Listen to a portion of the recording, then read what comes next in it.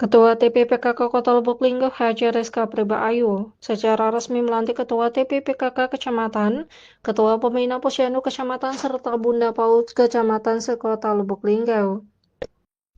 Ia menegaskan bahwa pelantikan ini tidak sekedar kegiatan seremonial, melainkan menjadi awal dari pengembangan amanah dan tanggung jawab yang harus dijalankan. Ia berharap seluruh pengurus yang dilantik dapat berperan aktif dalam mendukung kemajuan pemerintah Kota Lubuk Linggau serta berkontribusi nyata dalam meningkatkan kualitas hidup masyarakat.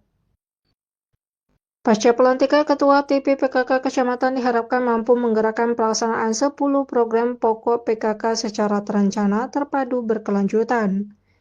Program-program tersebut menjadi instrumen strategis dalam mewujudkan keluarga yang mandiri dan sejahtera sebagai fondasi utama terbentuknya masyarakat Lubuk Linggau yang unggul. TPPKK juga diharapkan dapat menjadi mitra pemerintah dalam upaya pemberdayaan masyarakat.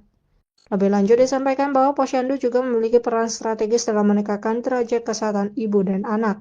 Sementara Bunda PAUD menjadi penggerak utama dalam membangun generasi emas yang cerdas, sehat, berkualitas sejak dini.